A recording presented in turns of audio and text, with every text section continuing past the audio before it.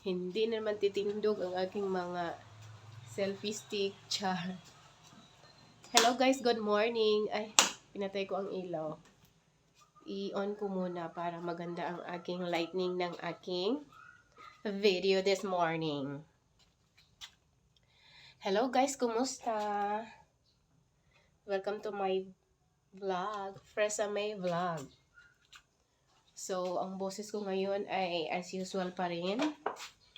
Parang meron pa rin dinaramdam, which is ang ubo at saka sipon. Pero, unti-unti na siyang umaalis sa aking buhay. Charot. Tatanggalin ko muna ang extension. So, ganon. Tapos na pala akong kumain, pero hindi pa ako nakaligo kasi ang kupad-kupad ko ngayong morning sa aking mga gawain. Ang kalat pa rin ng aming mesa. So, katatapos ko lang kumain at ako ay magliligpit na dito sa mesa. Kasi 7:45 na, hindi pa ako nakaligo at saka nakapaglinis dito sa aming mesa. At mamayang konti ay darating na ulit ang mga panday para patuloy sa kanilang trabaho dito sa renovation sa bahay ni Mother Dear. So, ganon.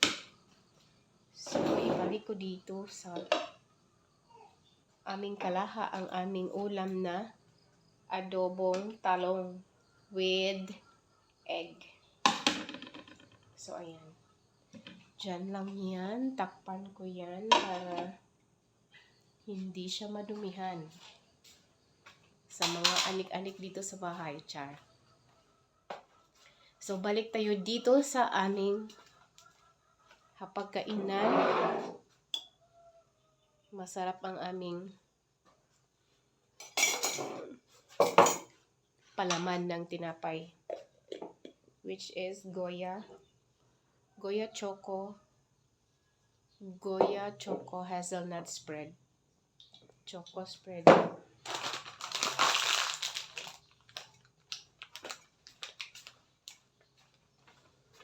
Madilim talaga doon sa aming hapagkainan.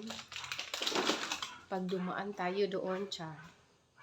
Well, anyways, update tayo sa renovation sa bahay ni Mother Dear. As usual, hindi pa rin ako nakapagwalis doon. Nasaan na ba yung aming walis? Magdala na lang ako ng walis at saka dustpan. Ay, dito lang pala ang aking dustpan. At saka kukuha na rin ako ng mask. Kasi mahirap na. Baka babalik ang aking ubo.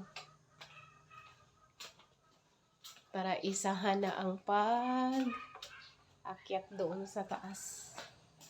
Hindi na ako pabalik-balik. Hala, nasaan ba yung walis? Hindi ko na naman mahanap.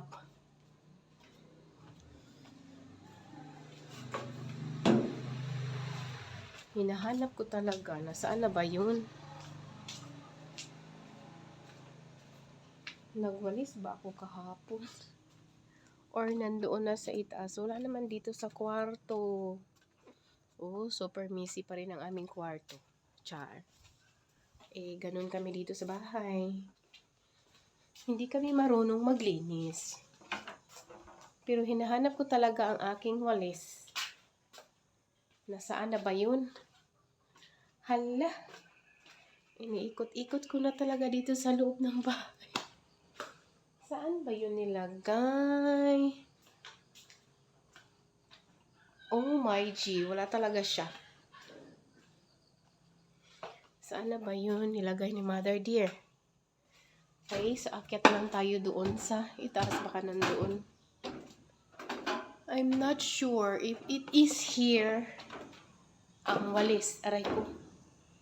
Hala, pangatlong araw na to.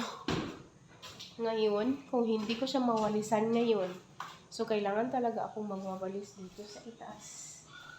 Kasi super duper na maalikabok. See? Pangalawang araw kahapon na walang walis. Hindi nawalisan. So, tingnan mo naman guys. Super duper kalat talaga. Dumadami na ang mga alikabok.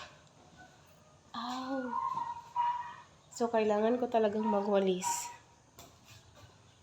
Pero hinahanap ko yung walis, hindi ko makita. Hindi ko alam kung saan nilagay ni mother kahapon. Kasi dapat after magtrabaho ang mga panday, dapat walisan na. Kaya lang, hindi ako makapagwalis kasi aalis din kasi ako after nilang mag-work ng mga panday dito sa bahay. Kasi mag-deliver pa kasi kami ng tuna products. Kaya ganun. Hala, hindi ko talaga mahanap ang walis, promise. Paano ba ako magwawalis ngayon?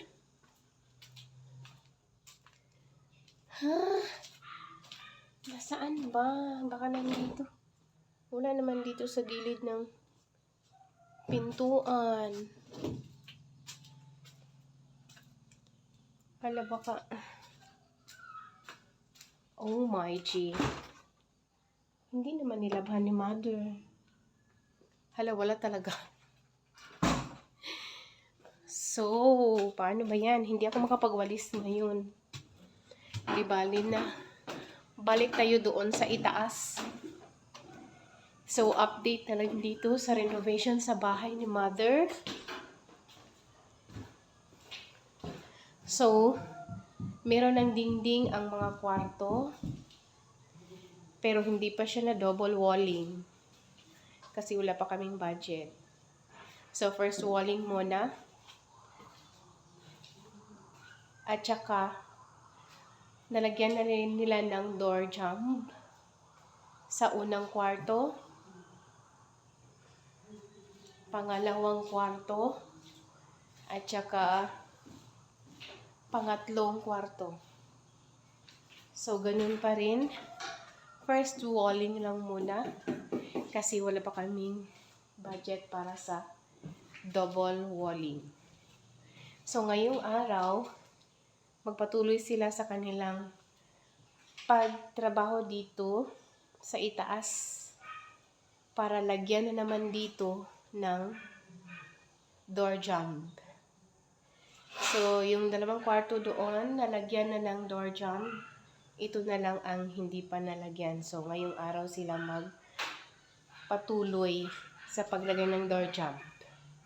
So, meron pa kaming natira na 3 plywood. So, posible doon na naman ito gagamitin doon sa baba, sa kwarto ng partition. Kasi sa baba, meron ng partition pero kulang pa kasi siya dito sa banda ng aming hagdanan. Dito sa baba nito is merong isang kwarto. Yung nakadivision na simento. Kaya lang, dito sa likod kasi, banda dito sa aming hagdanan is hindi siya nakasemento. So, instead of semento or hollow blocks, ito na lang ang gagamitin. With the bakal ang bridging. Ganun. So, ganun pa rin. Hindi pa nila nalagyan ng walling sa banda namin dito sa aming CR. Kasi parang ipagpatuloy pa rin ang trabaho dito para ma-flooringan naman itong aming CR. Para at least kung magsi-CR kami is hindi naman yung makikita yung mga kaluluwa doon pag joke. Para naman meron namang bubong itong aming CR para maganda ring tingnan. So ganun. Ayan na, unti-unti na namang umaano ang aking sipon. So, ganun. So, ito muna ang update. Kahapon na trabaho ng aming panday.